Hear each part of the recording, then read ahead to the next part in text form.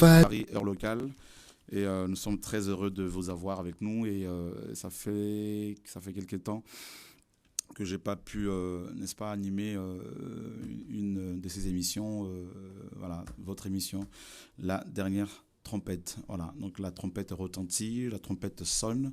Et le Mashiach, notre maître, est en train de revenir. Il revient très très rapidement. Donc je pense que vous n'êtes pas, vous êtes bien au courant de ce qui se passe dans le monde, avec toutes ces crises, avec toutes ces, n'est-ce pas, guerres, ces troubles qui frappent les nations. Et toutes ces choses, bien sûr, sont des signes qui nous annoncent bel et bien que le Seigneur n'est pas loin. Alors, le Seigneur, bien sûr, ne reviendra pas tant que certaines choses ne seraient pas réalisées, donc notamment la sanctification de l'Ecclésia, la véritable Église. Elle doit être sainte, elle doit être purifiée, nettoyée. Et comment cette Église pourra-t-elle être nettoyée? Bien sûr, par la parole. Père, nous bénissons ton nom, nous te confions cette émission. Sois-en le maître, conduis-nous par ton Saint-Esprit. Merci pour mes frères et sœurs qui sont connectés, papa, et ainsi que d'autres frères et sœurs qui n'ont pas la possibilité de regarder TV de vie, mais qui, Seigneur, sont connectés sur Radio de vie. Seigneur, bénis chacun au nom de Yeshua, notre Seigneur et Sauveur. Nous te prions, Dieu d'Israël. Amen. Amen. Voilà, bonsoir tout le monde. Hein. Bonsoir. Voilà. Dieu est bon. Tino, qui nous vient de Libreville. Et je ne sais pas si c'est allumé, c'est vert, c'est parfait. Alors, quoi de neuf? Je bénis le Seigneur pour cette mission. D'accord. Vraiment, je suis encore très encouragé de voir comment Dieu travaille ici et voir tout ce qu'il fait avec les frères ici et comment l'œuvre prend de l'ampleur. Amen. Amen. Donc, le départ c'est demain? Oui, demain. Demain matin? Demain matin, oui. Tu es pressé de rentrer? Tu veux rester encore un peu ou comment? J'ai déjà fait pratiquement tout mon séjour. D'accord. Tu as hâte de revoir bien sûr ta famille. Amen. Alléluia. Parce que Amen. Sinon, bien sûr, tu es un homme marié, un homme sérieux, qui aime le Seigneur et qui nous a beaucoup, beaucoup encouragés. En tout cas, à chaque fois que je pars à Libreville, il reste avec moi et avec Alain et d'autres frères et sœurs. Donc, que le Seigneur soit béni en tout cas. Et donc, ça s'est très bien passé à Niort. Amen. Pendant ton séjour. Amen. Tu es intervenu, c'était hier, je crois, à l'Assemblée de Niort ou de Poitiers? Non, à Niort. À Niort. À Niort, oui. C'était vraiment une très grande réunion. D'accord. Il y avait beaucoup de monde. Beaucoup de monde. Le Seigneur était présent. Amen. Est-ce que tu étais surpris très surpris. La présence du Seigneur? Vraiment, je ne m'attendais pas à ce que le Seigneur a fait. D'accord. Vraiment, j'ai assisté simplement à la manifestation de Dieu. Amen. Ouais. On a fait aussi Cahors. Amen. Qui était venu avec nous. Et d'ailleurs, nous tenons à saluer les frères et sœurs de Cahors qui nous ont donc beaucoup encouragés et bien reçus. Amen. Comme des anges, comme des...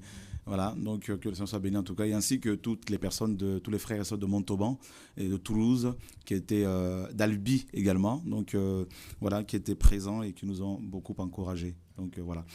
Et donc il y aura une mission à Libreville. Ah, oui. N'est-ce pas? Oui, effectivement. Quand?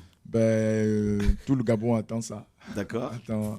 Attend cette mission-là. D'accord. Normalement, je crois que c'est prévu pour janvier. Janvier 2016. Oui, janvier 2016. Et ça va se passer, donc ça va être un programme, un séminaire, une conférence. Ça va se passer dans quel endroit? En fait, tous les frères du Gabon voudraient que ça se passe dans le plus grand stade. De Libreville. Cette fois-ci. Pas dans le stade où on était la fois dernière. Non, au stade Omnisport. D'accord. On veut vraiment au minimum au moins que le Seigneur attire minimum 10 000 personnes. Donc c'est parce que la dernière fois, il y avait à peu près 5 à 6 000 personnes. Ouais, et voilà, donc il y avait combien de baptêmes déjà? 536 baptêmes? Non, je crois que c'était dans les 600. À peu près, ouais. À peu près. Voilà, parce que moi je pensais que c'était 536. Oui. Parce que même après, là, il y a des gens qui ont continué à être baptisés. Après notre départ, il y a eu d'autres baptêmes. Amen. Que le Seigneur soit béni. Amen. Donc en février, il y a eu 437 baptêmes à peu près, et en août, donc près de 600 baptêmes. Ouais. Que le Seigneur soit béni en tout cas pour ce qui se passe au Gabon. Alors bien sûr, l'invitation est lancée à tous les croyants, à toutes les croyantes, à toutes les personnes qui aiment le Seigneur, qui aimeraient prendre part à cette mission en janvier à Libreville. On vous donnera les dates ultérieurement. Donc que le Seigneur soit béni en tout cas. Ça va dans un grand stade, le plus grand stade de Libreville.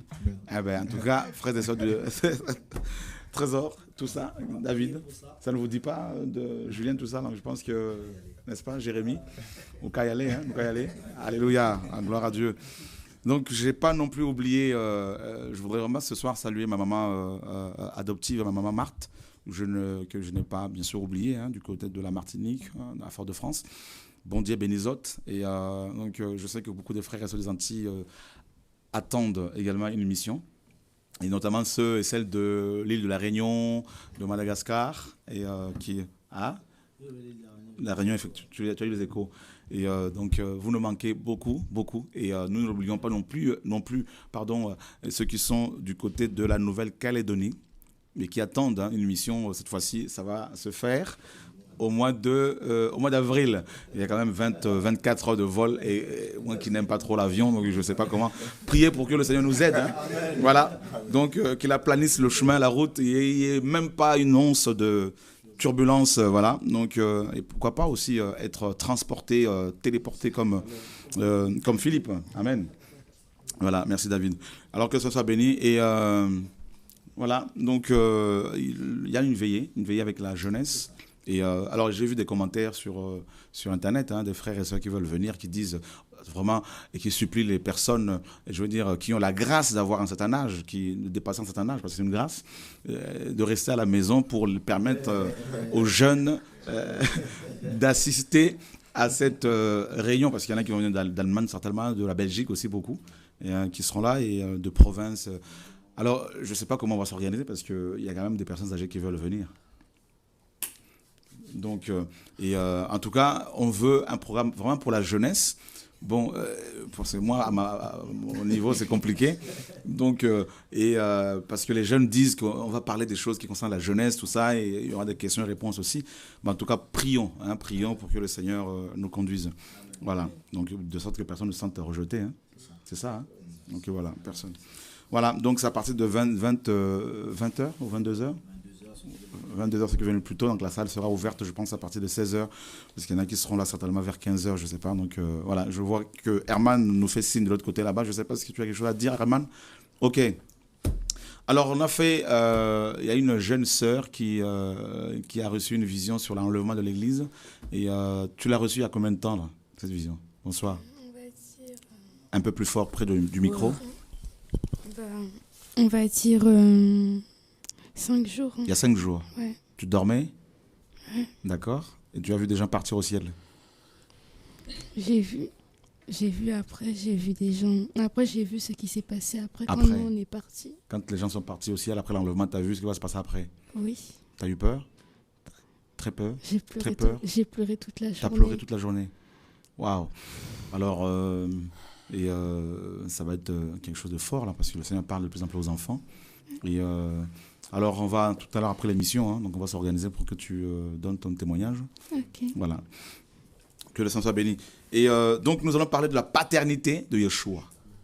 La paternité de Yeshua. Parce qu'il y a des petits diables, des petits, mes amis, serpents qui combattent la divinité de Jésus-Christ. Et vous savez que quand on attaque la divinité de Jésus-Christ, quand on attaque sa divinité, forcément, on se lève. C'est clair. Pourquoi? Parce qu'on attaque notre Dieu. On ne se lève pas charnellement, mais on se lève dans la prière et avec la parole pour fermer la bouche de ces sorciers. Amen. Parce que la parole est claire. Personne ne peut dire que Jésus-Christ est Seigneur si ce n'est que par le Saint-Esprit. Donc, s'il est Seigneur, étant donné qu'il y a un seul Seigneur, donc forcément, il est Dieu. Voilà. Donc, et nier sa divinité, c'est, mes amis, remettre en cause l'ensemble de la révélation biblique qui, n'est-ce pas, parle de la personne de Yeshua HaMashiach. Il est Dieu, il restera Dieu. Amen. Et il n'a jamais changé. Amen. Voilà. Amen. Donc, et nous sommes dans Hébreux 13, 8, un passage que beaucoup connaissent. Hein. La paternité de Jésus-Christ de Nazareth. Il est Dieu, il est Fils, il est Esprit, il est Père. Amen. N'en déplaise aux gens, ben, il est Dieu. Amen. Voilà, donc c'est comme ça. Alors, Hébreux chapitre 13, le verset 8. Jésus-Christ est le même hier, aujourd'hui et il est aussi éternellement. Jésus-Christ est le même hier, aujourd'hui et éternellement. Voilà, donc, et vous savez que, mes amis, en hébreu, notamment biblique, il n'y a pas, n'est-ce pas, de temps passé ni futur, il n'y a que le présent continu. Donc, quand on parle ici des 3 temps, donc hier, donc c'est le passé, aujourd'hui c'est le présent et demain c'est le futur, en fait, il est question du présent continu. Donc, et voilà, donc il a toujours été, d'ailleurs, il a dit qu'il s'appelle « Je suis ». Vous voyez, ici, il n'est pas question de l'auxiliaire « être », du verbe être, mais il est question de sa divinité. Il est question de son nom. Voilà, son nom s'appelle Je suis. Il a dit à Moïse, voilà, celui qui s'appelle Je suis, hein, tu diras aux enfants d'Israël, m'envoie vers vous. Donc, il est Dieu et il est important de connaître Dieu, de savoir qui est Dieu. Parce que Paul nous apprend dans 1 Corinthiens chapitre 8 qu'il y a des êtres qui sont appelés Dieu. D'accord? Donc, Jupiter est appelé Dieu. Zeus, pareil, la même divinité. Il y a Hermès, il y a Diane. Il y a plusieurs divinités. Les Grecs, par exemple, avaient un panthéon rempli de divinités. Et les Romains également, quand on va chez les hindous, il y a près de 3 millions de divinités différentes, telles que les souris, les vaches, tout ça. Donc, mais maintenant, au milieu de toutes ces divinités, les amis, parmi toutes ces divinités, il y en a une qui est la divinité principale et la vraie divinité. Mais il est question justement de Yeshua, notre maître. Regardez dans Actes des Apôtres. Donc on va beaucoup se balader aujourd'hui dans les Écritures. Vous pouvez, si vous le souhaitez, également intervenir, nous appeler sur le fixe de la télé et radio de vie au 01 64 98 80 10 45. Donc nous sommes dans Actes des Apôtres, chapitre 17. Voilà, à partir du verset 22, Paul, debout au milieu de l'aéropage, leur dit « Hommes athéniens, je vous trouve tous à tous égards, je vous trouve à tous égards extrêmement religieux, car en passant et en regardant vos divinités, j'ai même trouvé un autel sur lequel était écrit « Au Dieu inconnu ». Celui que vous révérez sans le connaître, c'est celui que je vous annonce. Voilà, donc, les Grecs avaient, comme vous le savez, plusieurs divinités. Et il s'était dit, il y en a forcément une dont nous ne connaissons pas le nom. Alors, il ne faudrait surtout pas, n'est-ce pas, provoquer sa colère, parce qu'ils avaient peur de la colère des divinités. Alors, il faudrait lui bâtir aussi un autel et dire quand même que c'est pour lui, au Dieu inconnu. Et il adorait quand même, sans le connaître. Parce que Paul le dit que le Dieu que vous révérez, sans le connaître. Donc, les Grecs, malgré la multitude de leurs divinités, adoraient aussi Yahweh sans le connaître. Parce qu'il disait au Dieu inconnu. Donc voilà. Et Paul dit justement, c'est ce Dieu-là que vous cherchez en tâtonnant depuis des années, notamment vos poètes. C'est celui-là dont, n'est-ce pas, je suis le serviteur que je viens vous annoncer. Voilà. Et qu'est-ce qu'il dit? Il dit, le Dieu qui a créé l'univers, les cieux, la terre, tout ça. Et il est le Seigneur de toutes choses. Et il ne peut pas être adoré, mes amis, dans un temple. Il n'est pas, mes amis, confiné. Il ne peut pas se confiner dans un temple construit par les hommes.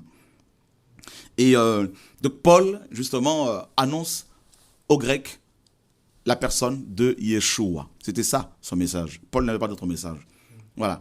Et ensuite, le même Paul, mes amis, nous dit dans Romains chapitre on va prendre Romains chapitre 8. Romains chapitre 8, nous sommes au verset 9. Pour vous, vous ne vivez pas selon la chair, mais selon l'esprit. Si toutefois l'esprit de Dieu habite en vous. Mais si quelqu'un n'a pas l'esprit de Christ, il ne lui appartient pas. Donc nous apprenons ici que le Saint-Esprit est appelé l'Esprit de Christ. D'accord? Donc on l'appelle l'Esprit de Dieu, l'Esprit de Christ, c'est le même esprit. Paul nous apprend dans Éphésiens 4 qu'il n'y a qu'un seul esprit. Voilà mes amis, la parole est claire là-dessus. Il n'y a qu'un seul esprit. Donc c'est l'Esprit de Christ. Et nous sommes dans Romains chapitre 9, le verset 5. Et qu'est-ce que Paul nous apprend? On peut commencer à partir du verset 3. « Car moi-même, je souhaiterais être anathème et séparé de Christ pour mes frères, mes parents selon la chair, qui sont israélites et qui, à qui appartiennent l'adoption, la gloire, les alliances, l'ordonnance de la loi, le service divin, les promesses et les pères. Et de qui est sorti selon la chair Christ, qui est Dieu au-dessus de toutes choses, béni éternellement. Amen. Amen. Voilà, la parole est claire. Donc, Amen, c'est-à-dire qu'il en soit ainsi. Christ qui est Dieu. Donc, je crois que juste avec ces versets-là, on peut dire, bon, c'est tellement clair. Hein, soit on est possédé et on refuse d'accepter la parole, soit on est du Seigneur et on accepte la vérité. Voilà, la vérité est intrinsèque, la vérité est immuable. Elle est, mes amis, elle est pure, elle est vraie, elle est juste. Voilà, donc, Paul est clair, il dit que Christ est Dieu. Et il est au-dessus de toutes choses. Au-dessus de toutes choses. Et il dit Amen. Voilà, donc, il est en train de parler aux Romains qui, eux, avaient plusieurs divinités, comme les Grecs. Et il affirme ici la divinité de Jésus-Christ de Nazareth. Et qu'est-ce qu'il dit dans 1 Timothée, 2 Timothée 3, et 1 Timothée 3, pardon. Dans 1 Timothée, c'est un passage que nous connaissons. Hein. 1 Timothée 3, le verset 16, il dit, Paul, et sans contredit, le mystère de la piété est grand. On ne peut pas, mes amis, s'opposer à ce mystère-là, ce n'est pas possible. Dieu a été manifesté en chair. Donc la parole est claire, il n'a pas dit, mes amis, Dieu le Fils, oh, Dieu le Saint-Esprit. Il dit Dieu, il n'y en a qu'un, hein, le véritable bien sûr, a été manifesté en chair, justifié par l'Esprit, vu des anges, prêché aux gentils, cru dans le monde et élevé dans la gloire. Qui? Dieu. D'accord? Dieu a été prêché aux gentils. Dieu a été, n'est-ce pas, il s'est fait homme. Il dit ça, c'est un mystère. Donc, vous savez, le mystère de la piété. Comprendre la divinité de Yeshua est un mystère. D'accord? Un mystère qui a été révélé aux apôtres, qui est accessible aujourd'hui à toutes les personnes qui sont éclairées par le Saint-Esprit. Donc, on ne peut pas faire une approche de la parole avec, mes amis, sa chair, hein, une approche charnelle, et sinon, on va complètement sortir de la vérité. Donc, on ne va pas, comment dire, recevoir l'éclairage. Donc, on comprend ici que Christ est bel et bien Dieu. Nous sommes dans Tite. Nous sommes dans Tite. Et nous lisons à partir du verset 1er, Paul, serviteur de Dieu et apôtre de Jésus-Christ, selon la foi des élus de Dieu et la connaissance de la vérité qui est selon la piété, dans l'espérance de la vie éternelle, que Dieu ne peut mentir, avait promis, que Dieu qui ne peut mentir avait promise avant les temps éternels, mais qu'il a manifesté en son propre temps par sa parole, dans la prédication qui m'a été confiée, par le commandement de Dieu, notre Sauveur. Il dit que Dieu est notre Sauveur. À Tite, mon vrai fils, selon la foi qui nous est commune, que la grâce, la miséricorde, la paix te soit donnée de la part de Dieu, notre Père, et de la part du Seigneur Jésus-Christ, notre Sauveur. Attends, Dieu est notre Sauveur, et il dit que ce Dieu-là, c'est Jésus-Christ. Parce qu'il dit que Dieu est notre Sauveur, et Jésus-Christ est notre Sauveur. Donc, il n'y a pas deux sauveurs. Paul nous dit qu'il y a un seul Sauveur. Donc ça, on le sait, Jésus-Christ est vraiment notre Dieu. D'accord? Et voilà. Et qu'est-ce qu'on apprend également, toujours dans Tite 2, au verset 13. En attendant la bienheureuse espérance et l'apparition de la gloire du grand Dieu et notre Sauveur, Jésus-Christ. D'accord? Donc là aussi, la parole est claire. Et qui s'est donné lui-même pour nous, afin de nous arracher de toute iniquité et de nous purifier pour lui être un peuple, hein, pour lui être un peuple qui lui appartienne en propre et qui soit zélé pour les bonnes œuvres. Voilà. Il dit, enseigne ces choses, exhorte et reprend avec une pleine autorité, et que personne ne te méprise. Paul demandait à Tite, justement, de rappeler aux gens que Jésus-Christ est Dieu. Voilà la sainte doctrine. D'accord? Et maintenant, nous allons prendre un passage, juste un passage qui va nous montrer l'évidence même, hein, de la divinité de Yeshua. N'est-ce pas? Donc, nous sommes dans Galates chapitre 4. Alors, je ne sais pas si vous avez suivi à Cahors ce dimanche. Voilà. Donc, un seul passage, hein, et qui va, mes amis, encourager les chrétiens. Qui va nous mettre d'accord, parce que sinon, il y a un problème. Alléluia, gloire à Dieu. Donc, Galates 4, qui peut nous lire le verset 26? Galates 4, le verset 26. Mais la Jérusalem d'en haut est la femme libre, et c'est notre mère à nous tous. Car il est écrit, rejouis-toi stérile, toi qui n'enfantes pas. Éclate et pousse des cris, toi qui n'as pas éprouvé les douleurs de l'enfantement. Car les enfants de la délaissée seront plus nombreux seront plus nombreux que les enfants de celles qui étaient mariées. Or, pour nous, mes frères, nous sommes enfants de la promesse comme Isaac. Le verset 26, hein? 4, 26. Tu peux le relire? Verset 4, 26. Mais la Jérusalem d'en haut est la femme libre, et c'est notre mère à nous tous. Ok. Regardez, Paul dit, et au verset 24, ces faits ont une valeur allégorique. D'accord? Car ces deux femmes sont les deux alliances. L'une du mont Sinaï, qui n'enfante que des esclaves, et c'est Agar. Et, car le nom d'Agar veut dire Sinaï, qui est une montagne en Arabie, correspondant à la Jérusalem actuelle, qui est dans la servitude avec ses enfants. D'accord? Mais la Jérusalem d'en haut est libre, et c'est justement... c'est notre mère à nous tous. Paul dit c'est notre mère à nous tous. Alors une allégorie, c'est quoi? Une allégorie, c'est juste, mes amis, une image. D'accord? Donc c'est une expression qui parle, qui annonce un événement, qui présente une image qui est à venir. Voilà. Donc, et là, qu'est-ce qu'on apprend ici là? On apprend que la Jérusalem d'en haut est notre mère. Alors, je vais vous reposer la question pour que ça rentre bien comme il faut. Vous qui êtes là sur le plateau, même vous qui nous suivez, pardon. Et quel est le nom de notre mère à nous tous chrétiens? Quel est le nom de notre mère? Donnez-moi le nom de notre mère. On va répondre avec le micro, hein, pas de problème, hein, Gaëtan. Bon, si on se réfère au passage, c'est la Jérusalem d'en haut. Donc, est-ce que vous saviez que nous avons une mère? Joël? Pas dans ce sens-là. En fait. Pas dans ce sens-là. Ok. Mais moi, ma parole me dit que notre mère, c'est Jérusalem d'en haut. La Jérusalem d'en haut. Amen. On est d'accord? C'est écrit, hein? C'est écrit ou pas? C'est écrit, c'est biblique. On peut aller encore plus loin. Car il est écrit, réjouis-toi, stérile, toi qui n'enfantes pas. Éclate et pousse des cris, toi qui n'as pas éprouvé les douleurs de l'enfantement. Car les enfants de la délaissée seront plus nombreux que les enfants de celle qui est mariée. D'accord? Or pour nous, mes frères, nous sommes enfants de la promesse comme Isaac. Et de même qu'alors, celui qui était né selon la chair persécutait celui qui était né selon l'esprit, il en est de même maintenant. Mais que dit l'Écriture? Chasse l'esclave et son fils, car le fils de l'esclave n'héritera pas avec le fils de la femme libre. C'est pourquoi, mes frères, nous ne sommes pas enfants de l'esclave, mais de la femme libre. Paul insiste encore que nous sommes vraiment enfants de cette femme. Allons voir, parce qu'on nous dit que cette femme libre, une prophétie a été, n'est-ce pas, donnée. Hein? Donc, comme je disais, qu'une allégorie est une expression, mes amis, d'une idée par une métaphore, bien sûr. Et donc, image, tableau, tout ça. Alors là, qu'est-ce qu'on apprend? Nous sommes dans Ésaïe 54.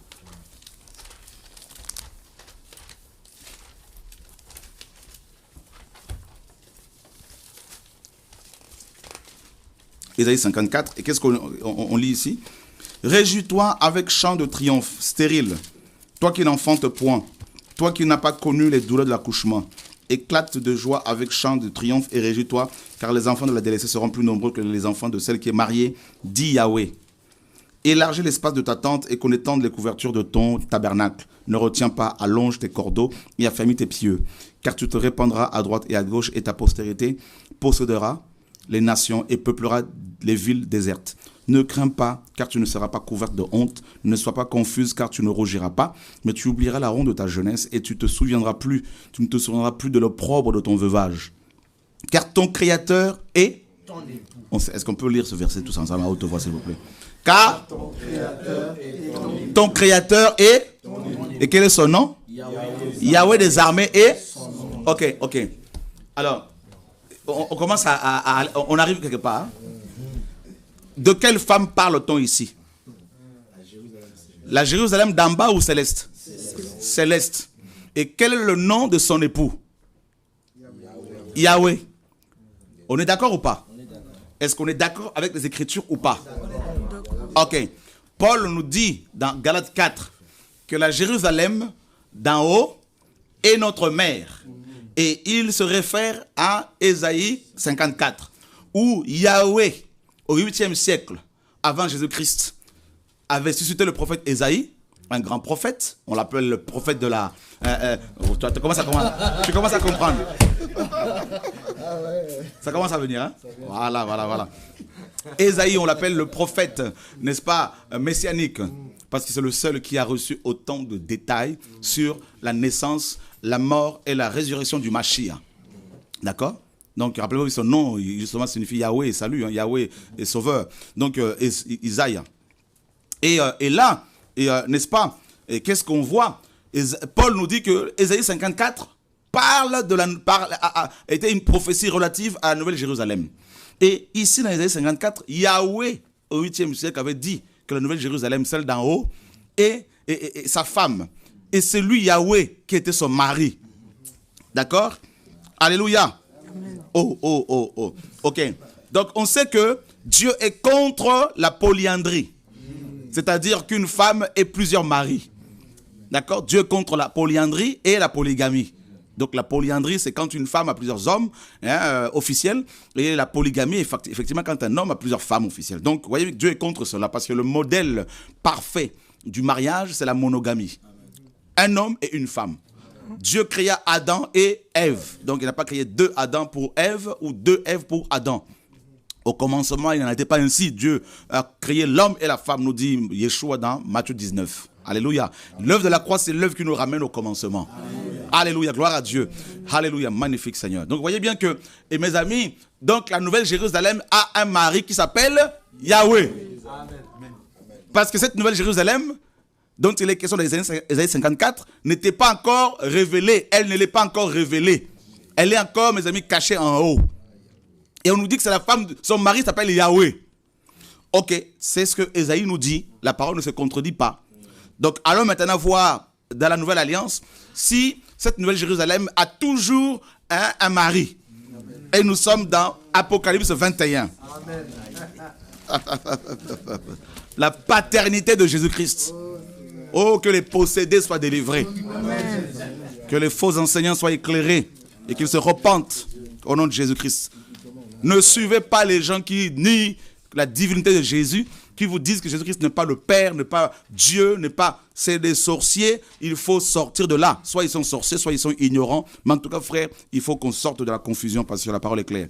Nous sommes dans Apocalypse 21. Moi, je ne vais pas lire, que quelqu'un d'autre lise à ma place pour ne pas qu'on dise c'est Shora qui a inventé cela. Alléluia. Amen. Apocalypse 21, le verset 1er. Puis je vis un nouveau ciel et une nouvelle terre, car le premier ciel et la première terre avaient disparu, et la mer n'était plus. Et moi, Jean, je vis la ville sainte, la nouvelle Jérusalem qui descendait du ciel d'auprès de Dieu, parée comme une épouse qui s'est ornée pour son mari.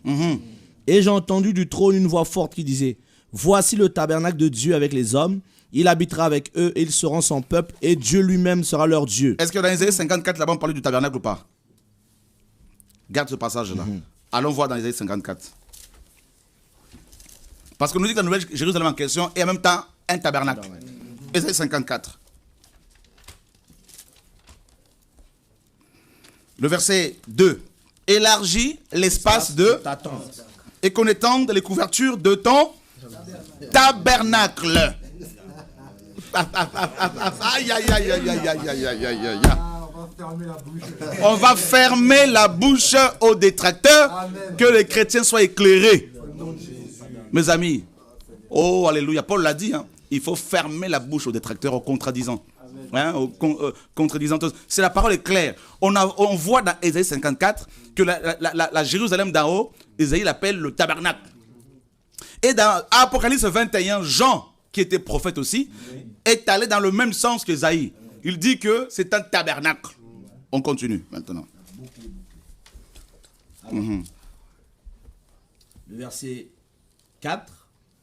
Et Dieu essuiera toute larme de leurs yeux, et la mort ne sera plus.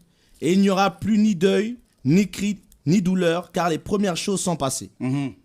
Et celui qui était assis sur le trône dit, voici, je fais toutes choses nouvelles. Puis il me dit, écris, car ces paroles sont véritables et certaines. Il me dit aussi, tout est accompli. Je suis l'alpha et l'oméga, le commencement et la fin. À celui qui a soif, je lui donnerai de la source d'eau vive gratuitement. Qui a parlé comme ça, la femme samaritaine? Qui a parlé de l'eau qui va jaillir dans l'éternité? Alléluia. Et qui est l'alpha et l'oméga? qui est le commencement et la fin. Alléluia. Jesus Christ. On l'aime. On l'adore. On l'adore. Hein? À celui qui a soif, je donnerai de l'eau de vie gratuitement. C'est ce qu'il a promis dans Jean 7. Celui qui croit en moi, des fleuves d'eau vive couleront dans son sein. Jesus Christ. Alléluia.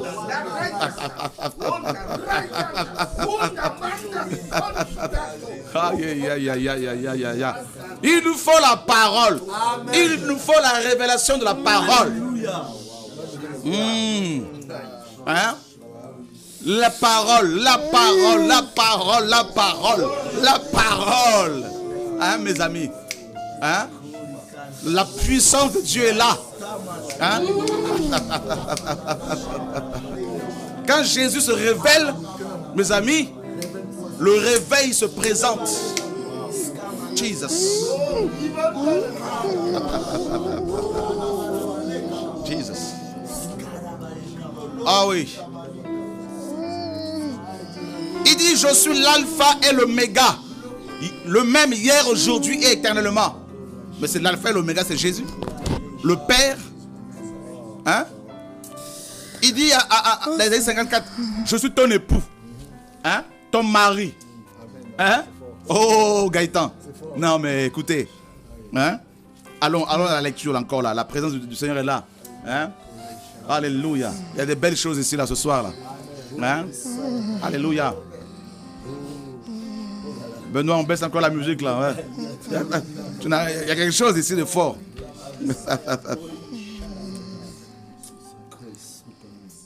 Voilà. Celui qui vaincra héritera toutes choses. Je serai son Dieu et il sera mon fils. Attends. C'est Yeshua qui parle. Yeshua qui parle. Hein? Il dit, je suis l'alpha et l'oméga. Hein? Hein? C'est Jésus qui parle ici. Hein? Il dit, celui qui vaincra, je serai son Dieu et il sera mon fils.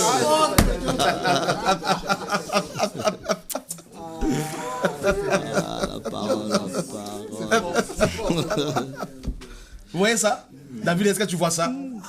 Hein? Hein? Mes amis. Et il dit quoi? Il dit quoi? Écoutez, je veux relire encore quelque chose là. Amen. Alléluia. Mes amis. Il dit quoi? Il dit, et celui qui est assis sur le trône dit, voici je fais toutes choses nouvelles. Puis il me dit, écris car ces paroles sont véritables et certaines. Il me dit aussi, tout est accompli. Qui a dit tout est accompli? Jésus-Christ. Dans Jean 19:30. Tout est accompli. Voyez, non? Et continue, dit, je suis l'alpha et l'oméga. Je suis l'alpha et l'oméga. Le commencement et la fin. À celui qui a soif, je lui donnerai de la source d'eau vive. Hein? Gratuitement. Et c'est ce qu'il a dit aux apôtres. Vous avez reçu gratuitement, donné gratuitement. Et il continue. Celui qui vaincra héritera toutes choses. Je serai son Dieu et il sera mon fils. Mais pour les timides, les incrédules, les abominables, les meurtriers, les fornicateurs, les sorciers, les idolâtres et tous les menteurs, leur part sera dans les temps de feu et de soufre, qui est la seconde mort. Et c'est pour cela, quand il va revenir, Yeshua, dans Matthieu 24, 25, il dit qu'il dira, il est écrit qu'au verset 41, il dira à ceux qui seront à sa gauche, retirez-vous de moi, allez dans le feu éternel. Vous vous rendez compte? C'est lui qui envoie dans le feu éternel. Et donc, c'est terrible. Et puis, le verset 9, qui veut le lire là? Le verset 9, mes amis, là, à haute voix. Puis l'un des 7 anges qui tenaient les 7 coupes pleines des 7 derniers fléaux s'approcha de moi et me parla en disant, viens, et je te montrerai l'épouse, la femme de l'agneau. On acclame le Seigneur.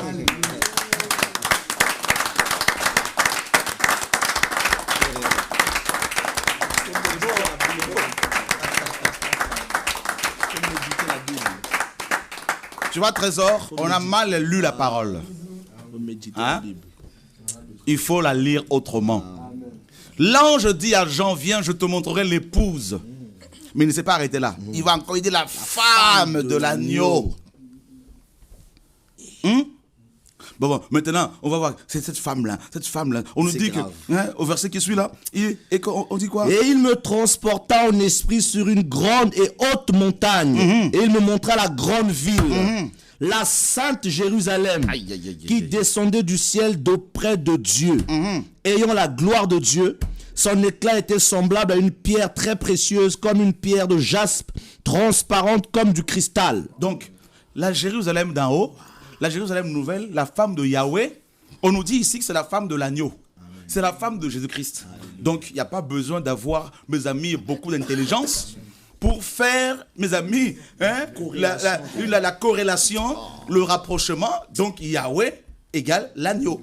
L'agneau égale Yahweh. Parce que la nouvelle Jérusalem a un seul mari et elle n'est pas polyandre.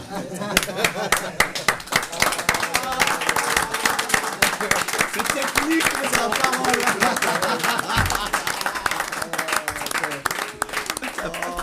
L'esprit, s'il n'y a pas l'esprit, c'est terrible. Mais il faut être transporté en esprit pour comprendre les Écritures.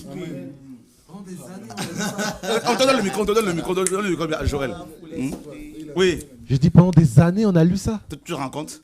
Des années, et là, c'est clair. J'étais en train de, il y a 5-6 jours, j'étais en train de méditer chez moi la nuit. Lorsque le Seigneur est venu me voir, il m'a comme ouvert les yeux. Je suis tombé sur ce passage de Galates 4, 26. J'ai sauté. Je dis, mais Seigneur, mais c'est tellement évident.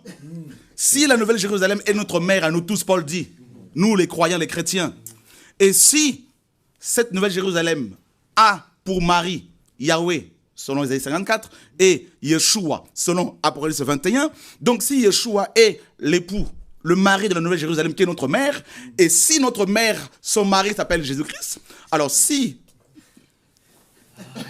Jésus si la Jérusalem est notre mère, son époux c'est Yeshua, et Yeshua est qui pour nous? Notre Père. C'est évident. Ça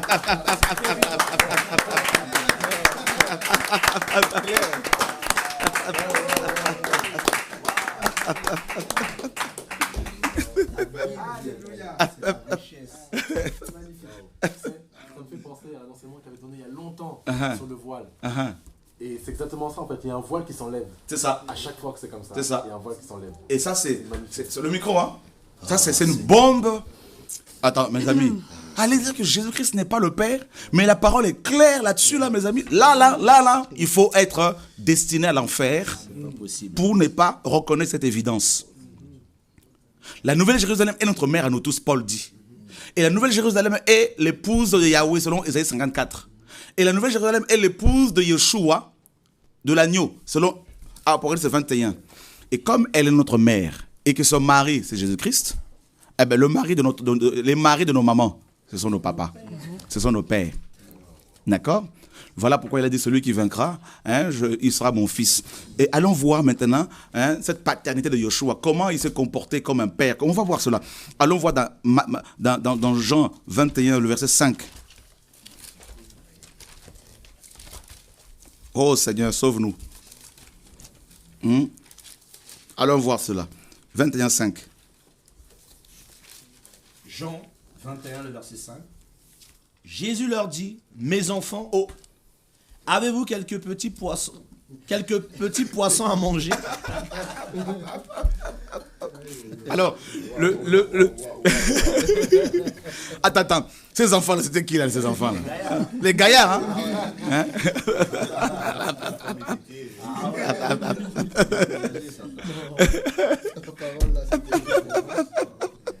Gaëtan, tu sais, le mot grec traduit par enfant ici, n'est pas le même que celui qui est traduit par enfant dans Galates 4, où il est dit que aussi longtemps que l'enfant est un n'est-ce pas, ignorant. Et donc là, c'est népios, c'est ignorant.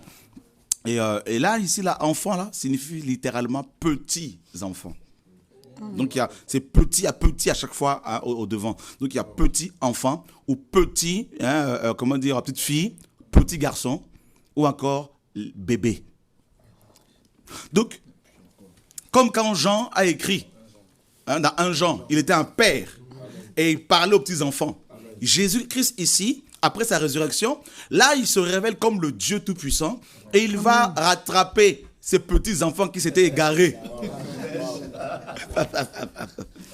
Il leur dit, petits-enfants, n'avez-vous rien à manger? Comme une mère qui voit son bébé qui cherche à téter et qui lui donne à manger. Parce que toute la nuit, ils ont cherché à téter, ces apôtres-là.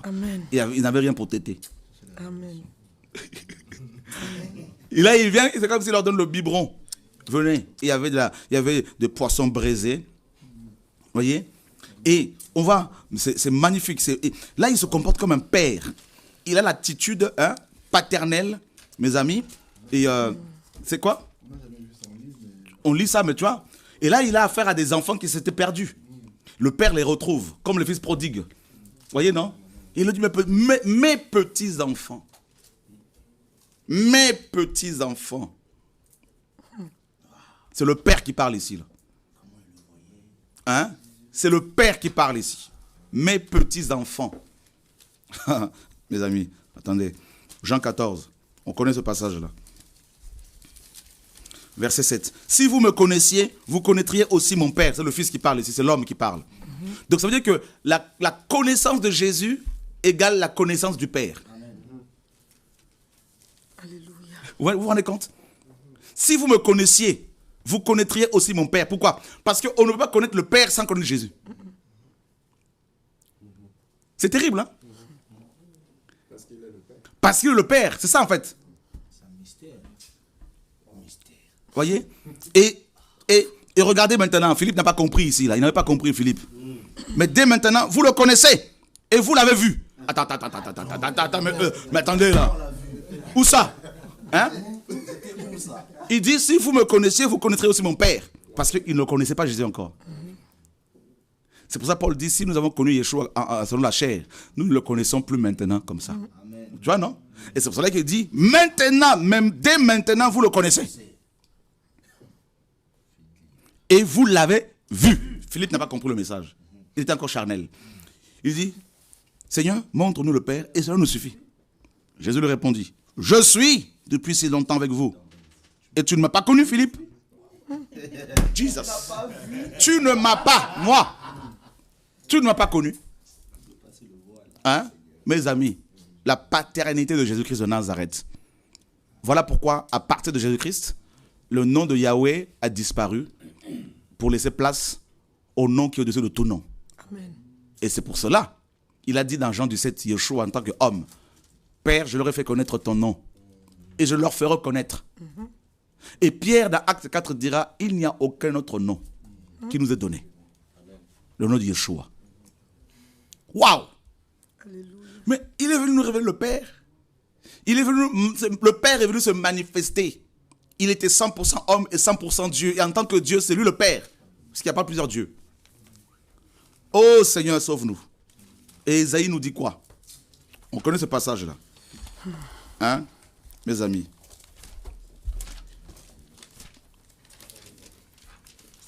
Oh Seigneur, sauve-nous.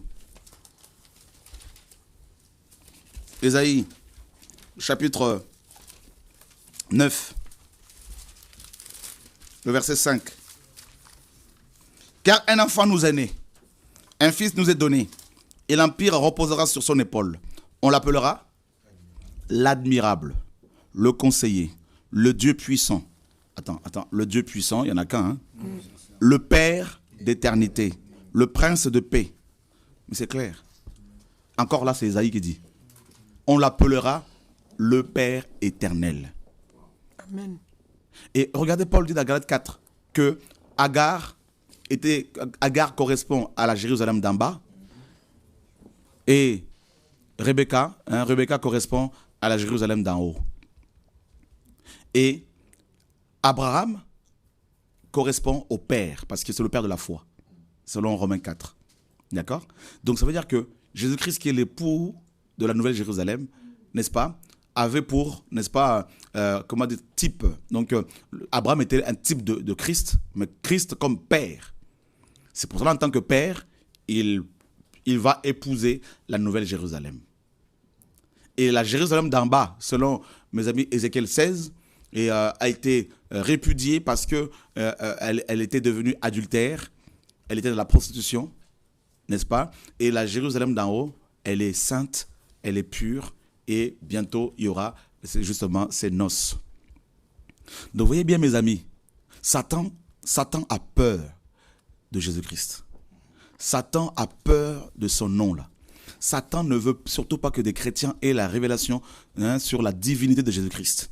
Qu'il est à la fois Père, Fils et Saint-Esprit. Qu'il est tout, le chemin, la vérité, la vie. Amen. Qu'il est, mes amis, le seul capable de nous sauver. Satan en a peur. Et c'est pour cela qu'il a caché, il veut cacher l'évangile, il veut l'étouffer, n'est-ce pas? Et il envoie des serviteurs, ses servantes, ses serviteurs, pour dire aux chrétiens que Jésus-Christ n'est pas Dieu, qu'il n'est pas le Père, qu'il a été créé. C'est une aberration, c'est une abomination, c'est du mensonge. Si vous avez de tels prédicateurs, mes amis, en face de vous, priez pour eux si c'est possible que Dieu les éclaire. Et car c'est grave, connaître son Dieu, c'est capital. C'est pour cela que vous verrez qu'à partir de Jésus-Christ, le nom de Yahweh n'existait plus. Jusqu'à Apocalypse, il n'y a plus. C'est le nom de Yeshua. À partir de Jésus-Christ, mes amis, donnez-moi le nom du Père, par exemple. Si vous dites que ce n'est pas Jésus. Alors, donnez-moi le nom de Dieu. Parce que Jésus-Christ est venu nous révéler Dieu. C'est écrit. Maintenant, si ce n'est pas lui le Père, si ce n'est pas lui le Dieu Tout-Puissant, donnez-nous le nom de Dieu révélé dans les écrits de la Nouvelle Alliance. Donnez-nous ce nom-là. Parce qu'à partir de Acte 2, mes amis, on ne voit pas le nom de Yahweh. Même à partir de Matthieu, jusqu'à Apocalypse 22, le nom de Yahweh, on ne le voit plus. On ne voit plus, mes amis, on voit seulement un seul nom. Et qu'est-ce que Jésus se présente? Il se présente comme l'époux. Et on nous dit que la Nouvelle Jérusalem s'est parée comme une épouse pour les noces. Mais chrétiens, qu'est-ce que vous voulez encore? Et comprenez-moi, croyez-moi, la révélation de Yeshua comme étant notre Dieu, notre Père, qui n'est plus un mystère, bien sûr, cette révélation consignée dans ce livre est, mes amis, réservée à ceux et celles qui sont destinés à la vie éternelle. Yeshua l'a dit dans Matthieu 13. Il a dit que les paraboles, parce qu'il a parlé beaucoup en paraboles, ces messages en paraboles étaient, mes amis, réservés à ses disciples. Mais aux autres, aux religieux, ils ne comprenaient pas. Ils entendaient, mais ne comprenaient pas. Ils écoutaient, mais ils voyaient, mais sans comprendre. Ils avaient des yeux, mais ils ne voyaient pas. Ils avaient des oreilles, mais ils n'entendaient pas. Et c'est pareil aujourd'hui. Vous aurez toujours des gens qui se serviront de la Bible pour dire aux autres que Jésus-Christ n'est pas Dieu, qu'il n'est pas le Père. Pourtant, il était 100% homme, et en tant qu'homme, bien sûr, il pouvait parler au Père, mais il fait ce qu'il veut. Il est Dieu. Qui peut limiter ce Dieu? Il est Dieu, il fait ce qu'il veut. Il décide de parler à lui-même. Où est le problème? Quand David parle à son âme, dans Psaume 103, 104, ou est-ce que cela a posé des problèmes quand il disait « Mon âme, bénis l'Éternel, bénis Yahweh ». Il parle à son âme comme si c'était quelqu'un d'autre. Mais, mes amis, si Dieu parle à Dieu, à son Fils, si Dieu parle, mais il est Dieu si il parle à lui-même. Où est le problème? Dans Deutéronome 34, il a parlé de lui-même à la troisième personne. Yahweh, Yahweh est le Dieu miséricordieux. Où est le problème? Il fait ce qu'il veut, il est Dieu. Il a dit, dans Psaume 115, au verset 3, il dit, la parole dit, notre Dieu est au ciel et il fait ce qu'il veut. Voilà, il est souverain, il fait ce qu'il veut. Il est Dieu, Yeshua, il est Fils, Yeshua, il est tout. Donc, vous voyez, frère, vous savez, on n'a même pas besoin de continuer. La parole est claire. Voilà, la parole est claire. Donc, diffusez cette vidéo, ce message, et que les vrais enfants de Dieu, ceux et celles qui veulent connaître leur Dieu, eh bien, mes amis, le découvrent. La parole est claire. Dieu dit, mon peuple connaîtra mon nom, dans Ésaïe 52, verset 6. Et il saura en ce jour-là que je suis. Et je suis parle. Il est question de son nom ici. Yeshua était catégorique. Il a dit aux pharisiens dans Jean 8, avant qu'Abraham fût, je suis. Voilà. Donc, il est le je suis que nous adorons. Il est le Père que nous adorons. Il est le Dieu Tout-Puissant que nous servons. Il est le Créateur du ciel et de la terre que nous servons. Mes amis, qui était un mystère, il était caché et il se révélait, mes amis, il y a 2000 ans de cela. Et aujourd'hui, nous sommes en train de nous préparer pour son retour glorieux. Nous attendons le retour de notre Dieu. Il est au-dessus de tous les dieux. Il est au-dessus de Bouddha. Il est au-dessus de, mes amis, d'Allah. Il est au-dessus de toutes les divinités. C'est le seul Dieu que nous adorons. Et il a dit dans Ésaïe 54, Yahweh est ton époux. En parlant à de la nouvelle Jérusalem.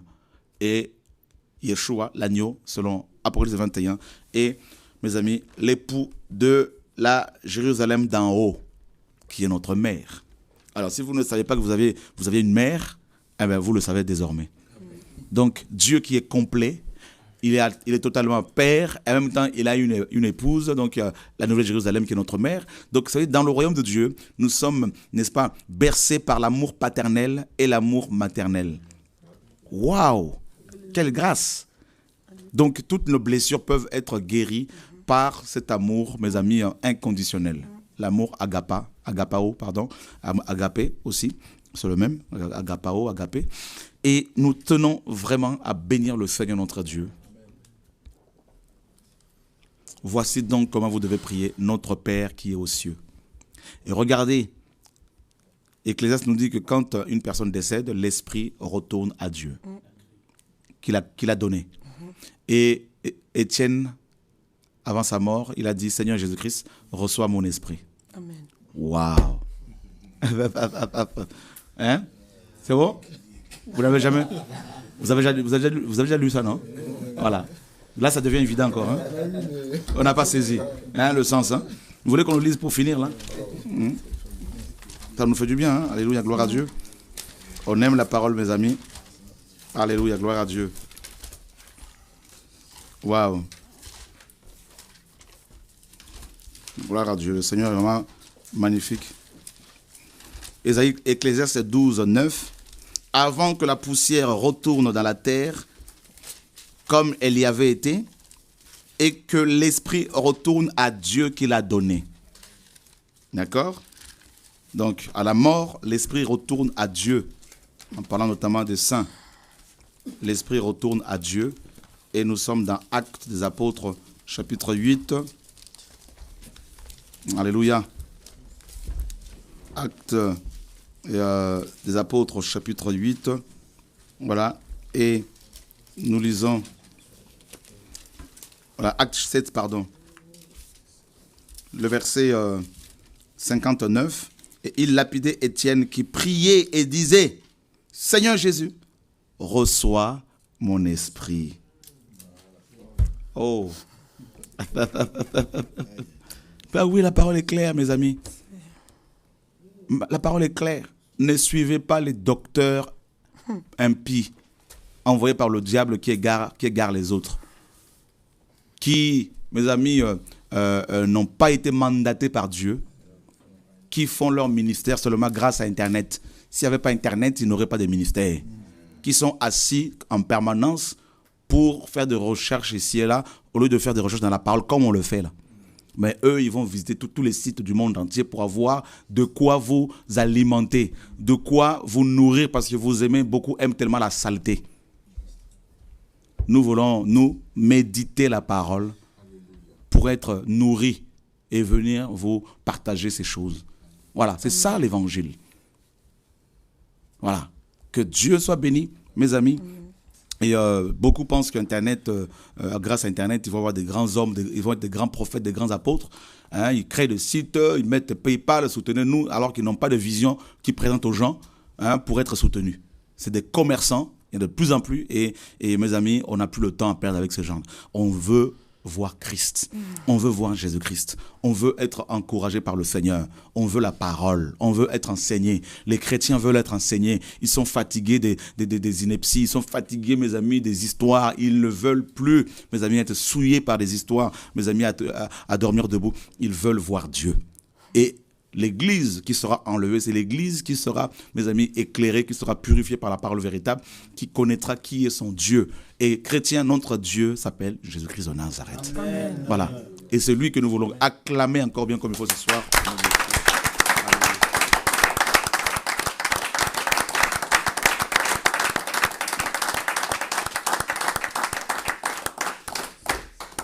Voilà, chrétien. Donc, David. Ok. On va lui donner le micro. Donc vous pouvez nous appeler si vous le souhaitez en même temps. Encore dans le passage de Actes, en fait, quand Étienne va dire, verset 60, d'accord. Et s'étant mis à genoux, il cria à haute voix, Seigneur, ne leur impute pas ce péché. Et quand il dit cela, il s'endormit. En fait, ça m'a fait penser à Jésus sur la croix qui va dire, Père, pardonne-leur parce qu'ils ne savent pas ce qu'ils font. Et donc ça renvoie en fait, c'est comme si en fait Étienne disait Père en fait, pardonne-leur en fait. Donc c'est vraiment en fait, il savait que Jésus était son Père en fait. Il le savait de toute façon. Il le savait en fait. Il le savait de toute façon, les apôtres avaient cette révélation là. Et vous savez, il est venu visiter les Juifs, Dieu Tout-Puissant. Il est descendu pour visiter les hommes. Et Moïse avait reçu de Dieu que personne ne pouvait voir sa face et vivre. D'accord? Rappelez-vous bien quand Manoach, le père de Samson, avait avec sa femme vu l'ange de Yahweh. Et Manoach disait malheur à nous car nous allons mourir parce que nous avons vu la face de l'ange de Yahweh. Et donc on sait bien que le Seigneur, quand il est venu, il ne pouvait pas d'emblée comme ça dire à tout le monde, je suis votre Dieu, je suis votre Père, le Créateur, le Dieu d'Abraham, parce que les gens n'allaient pas le croire. Déjà, ils n'ont pas cru déjà en ce message. Il a dit à Nicodème, si vous ne croyez pas, vous les docteurs, les grands rabbins, quand je vous parle de choses d'en bas, en parlant de la naissance d'en haut, la conversion, et comment croiriez-vous si je vous parle de choses célestes? Il dit aux apôtres, j'ai encore beaucoup d'autres choses à vous dire, mais vous ne pouvez pas les porter. Hein? C'est trop lourd. Mais quand l'Esprit viendra, il vous montrera, il vous révélera ces choses. Il parlera de moi. Il n'a pas dit qu'il parlera de quelqu'un d'autre. Il parlera de moi. Or, l'Esprit, quand il vient, Joël, c'est pour révéler Christ. Mais si ce n'est pas lui le Père, alors ça pose un problème, parce que c'est son esprit. L'Esprit du Père ne peut parler que du Père.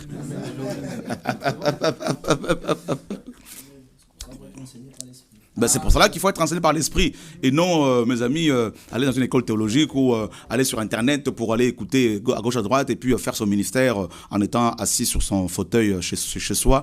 C'est trop facile. Il faut aller confronter les gens, que les gens découvrent aussi ton caractère, que les gens voient qui tu es.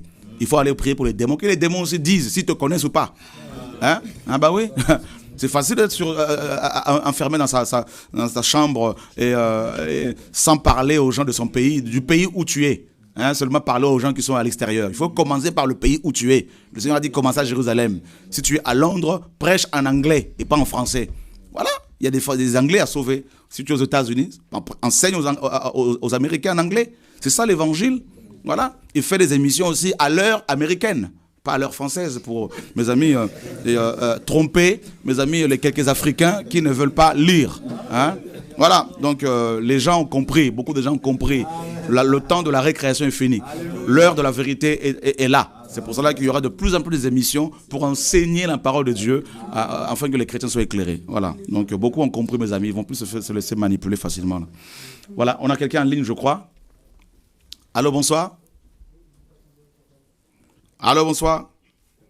Oui, bonsoir. J'avais en fait une question à poser par rapport à ce que vous êtes en train de parler. D'accord. Vous avez dit que...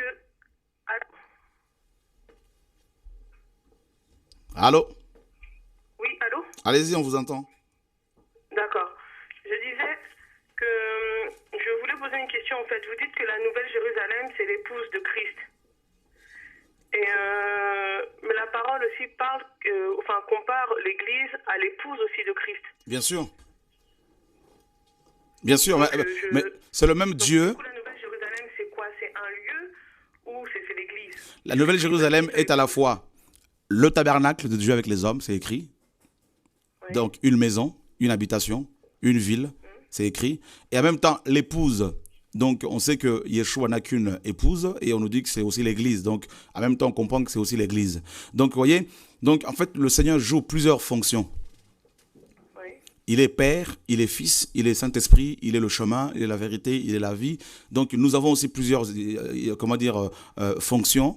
Nous avons aussi plusieurs identités. Nous sommes à la fois une maison, nous l'église, le temple de Dieu en tant qu'église. Nous sommes en même temps l'épouse de l'agneau. Nous sommes en même temps des fils et des filles. Nous sommes en même temps la lumière du monde, en même temps le sel de la terre. Nous sommes en même temps, mes amis, des prêtres. Nous sommes en même temps des rois. Donc ce n'est pas étonnant. Nous avons plusieurs fonctions, comme notre maître en a plusieurs.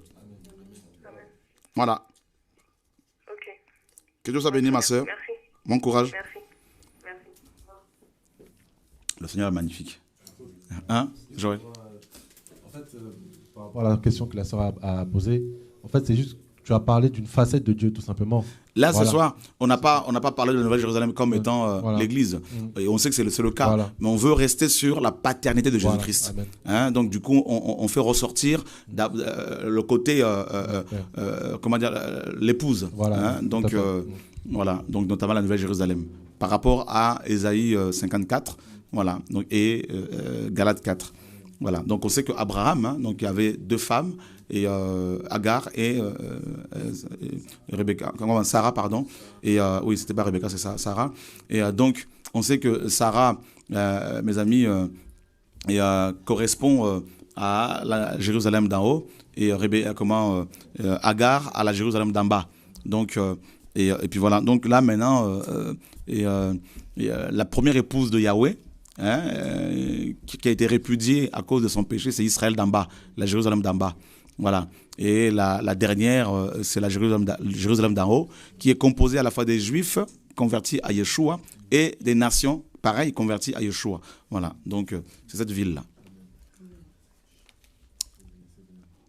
Allô, bonsoir. Allô? Oui. Oui, bonsoir. Bonsoir. En fait, je voulais poser une question. Et je voulais savoir, est-ce qu'il y a une mission, quelque chose un peu pour Haïti? Pour Haïti, donc vous nous appelez de quelle ville là? Non, en fait, moi je vis en France, mais je suis originaire d'Haïti. Ok, ben on a ça à cœur. Je pense que l'année prochaine, il y aura une mission effectivement en Haïti. D'accord, ben, je vous passe ma soeur qui avait une question à poser en direct. D'accord.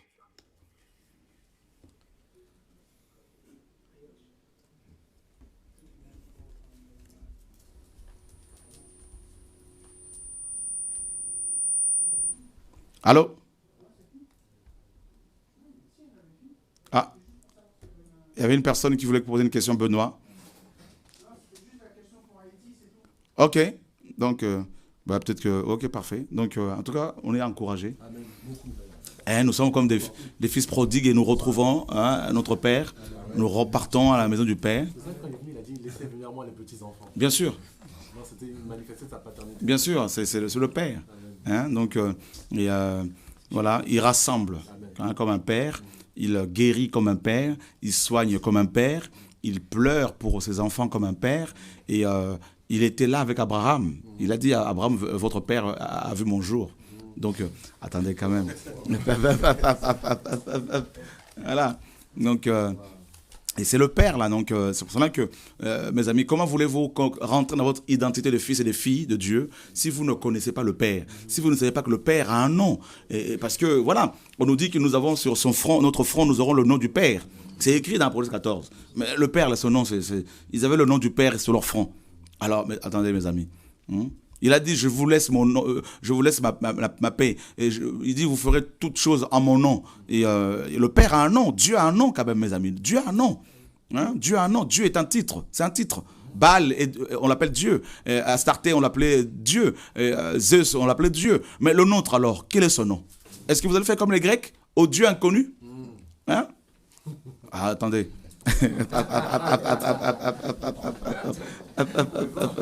Et on nous dit quiconque invoquera son nom. Allons voir pour finir là, parce que là, il y a encore des choses qui arrivent là. Vous voyez, nous sommes dans Joël 2,32.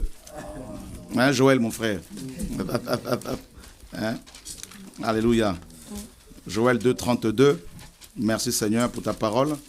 Merci pour toutes ces illuminations. Joël 32, qu'est-ce qu'on nous apprend ici?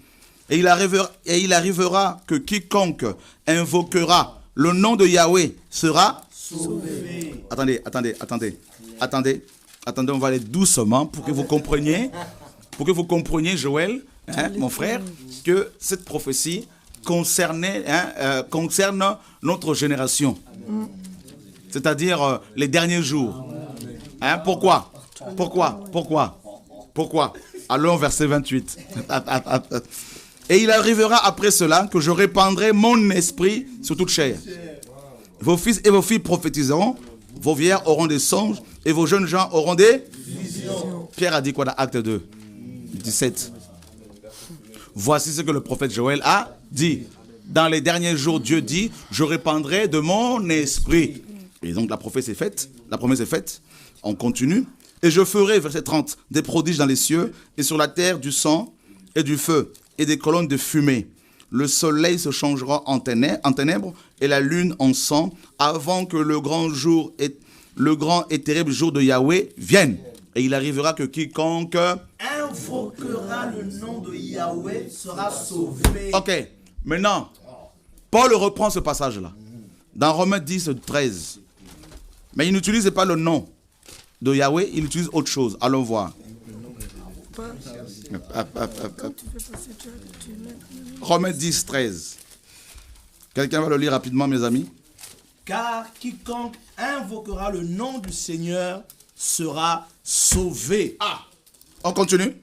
Mais comment invoqueront-ils celui en qui ils n'ont pas cru? On doit croire en qui là? En Jésus de Nazareth. On continue. Et comment croiront-ils en celui dont ils n'ont pas entendu parler? On entend parler de qui là, logiquement? Jésus-Christ. Ok. Donc, et comment entendront-ils parler s'il n'y a personne qui leur prêche? Ah. Donc quiconque invoquera le nom de qui? De Yahweh. Et le nom du Seigneur, on nous dit ici. Allons voir dans 1 Corinthiens 1, 3. Quel est le nom de Dieu que les Corinthiens invoquaient? 1 Corinthiens 1, 1 à 2. 1 Corinthiens 1, 1 à 2. Paul, appelé par la volonté de Dieu à être apôtre de Jésus-Christ. Pas par Internet. C'est ça. Et le frère Sosthène, à l'église de Dieu qui est à Corinthe, à ceux qui sont sanctifiés en Jésus-Christ, appelés à être saints, et à tous ceux qui, en quelque lieu que ce soit, invoquent le nom de notre Seigneur Jésus-Christ. Le leur et le nôtre. Joël. Quiconque, donc on va dire dans Joël 2, 28 à 30, quiconque invoquera le nom de Jésus-Christ en ce temps-là, en ce jour-là, quiconque invoquera le nom du Seigneur Jésus-Christ en ce jour-là sera sauvé. Pierre, quand il s'enfonçait dans l'eau là, quand il se noyait là, il a invoqué qui? Seigneur, sauve-moi.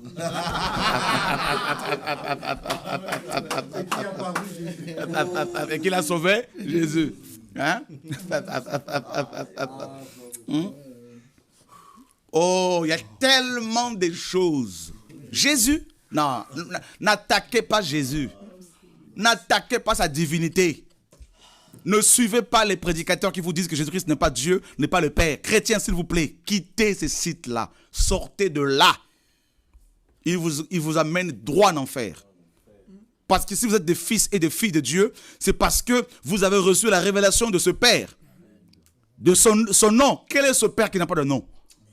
Si vous croyez que Jésus-Christ n'est pas le Père, alors donnez-moi le nom de votre Père que Paul a révélé, que Pierre a prêché, que Jacques a révélé. Ne me menez pas sous la loi, non. Donnez-moi le nom du Père dans les Écritures de la Nouvelle Alliance. Voilà. Voilà. La parole est claire. La parole est claire. Il faut qu'il y ait de repentance pour ceux qui ne croyaient pas que Jésus est le Père. Il faut qu'il y ait de repentance. 100% homme et 100% Dieu. Voilà. Voilà. C'est normal, en tant qu'homme, il parle au Père. C'est normal. Il est Dieu. Il fait ce qu'il veut. Il fait ce qu'il veut. Voilà. Il n'est pas limité. Pourquoi voulez-vous le limiter avec vos raisonnements? Hein? Parce que vous êtes avocat, parce que vous êtes soi-disant avocat. Vous pouvez être avocat, juge, tout ce que vous voulez, mais ce n'est pas pour autant que vous allez comprendre les Écritures. Hein. Il faut être transporté en esprit. C'est ça. Il faut aller sur la montagne. Hein? Hein? Ah bah oui. Qui peut aller sur qui de nous peut demeurer sur la sainte montagne? Il faut aller sur la montagne. Et ça, c'est Dieu qui le fait. C'est pas, la parole dit, Dieu a caché ces choses aux sages. Il les a révélées aux enfants. Bah oui. Les enfants, ils reçoivent facilement. Voilà. Donc, mes amis, c'est clair. Parce que notre Père nous aime. Hein? Donc, il est Dieu. Oui, il y a des paroles, des Écritures qui disent qu'il est le Fils. Hein? Oui, il y a des passages qui disent qu'il est le Père. Ah ben, il est Dieu. Il est Dieu. Le prophète Ésaïe n'a pas eu de difficulté. Il a dit, on l'appellera le Père éternel. C'est écrit. Soit on enlève, ou soit et on va en enfer quand c'est comme ça, ou soit on accepte la vérité et on se repent et on va vers le Père véritable. Et il a dit aux pharisiens, vous avez pour père le diable. Il a dit, si vous croyez en Moïse, vous croiriez en moi, parce qu'il a écrit de moi. Ah oui. C'est pour cela quand il était sur la montagne de la transfiguration, Yeshua, il a dit à Élie, descends. Il y a eu 2 mouvements prophétiques. Un qui est descendu du ciel. Le deuxième, il dit à Moïse, monte. Hein? Il est le seul à faire descendre les gens et le seul à faire monter les gens. Hein? Si on était écrasé, il peut te faire monter. Amen. Si on était élevé par les hommes, il peut te faire descendre. Hein? Élie est descendu, il est venu, il a dit Pierre, Jacques et Jean. C'est cet homme-là. C'est de lui dont j'ai parlé. Tous les prophètes, Ésaïe, comme moi, Élie, je représente des prophètes, eh bien, tous les prophètes, on parle de lui. C'est lui, suivez-le. Ensuite, Moïse est venu, il a dit oh, le tabernacle, c'est lui. L'arche, c'est lui. L'agneau pascal, c'est lui. La fête du tabernacle, c'est lui. Pierre a dit ok, mais c'était pas fini, c'était pas arrêté là. En tant que père, il a parlé aussi. Oh. Écoutez-le. Il a dit écoutez-le. C'est un ordre. Donc quand on écoute Jésus, forcément on découvre le Père. Vous voyez, non? Donc c'est pour cela que nous voulons prier, faire la prière de notre Père. Notre Père qui est aux cieux, que ton nom soit sanctifié, que ton règne vienne, que ta volonté soit faite sur la terre comme au ciel. Donne-nous aujourd'hui notre pain quotidien. Pardonne nos offenses comme nous pardonnons à ceux qui nous ont offensés. Ne nous induis pas en tentation, mais délivre-nous du malin, car c'est à toi qu'appartiennent le règne, la puissance, la force et la gloire au siècle de siècles. Amen. Voilà, et on acclame, mes amis. Gloire à Dieu.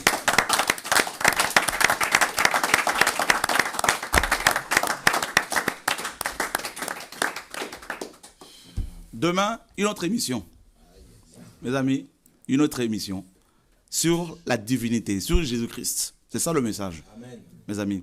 Alors, on va parler du Seigneur Jésus-Christ, si Dieu permet. On va parler aussi de notre génération. On va parler de la fin de temps, si Dieu permet. En tout cas, vous êtes tous invités, hein, donc demain soir. Et on va écouter dans 5 minutes. Hein, donc, on va faire une pause de 5 minutes et on va écouter le témoignage de notre sœur. Et sinon, ce dimanche, nous sommes à Lyon. Et je serai à Lyon avec des frères et sœurs pour un programme. Hein, vous tous qui nous suivez depuis Lyon. Et les villes également des environs. Voilà, que le Seigneur soit béni. Donc nous vous redonnons rendez-vous demain 20h30 heure de Paris. Que Dieu vous garde. Et n'éteignez pas vos portables parce qu'il y a un témoignage, là, il y a une vision que notre jeune sœur a reçue du Seigneur et elle va nous la partager. À tantôt, comme on dit en Belgique. Alors, Tino, bon retour à Libreville et que Dieu bénisse le Gabon au nom de Yeshua. Amen.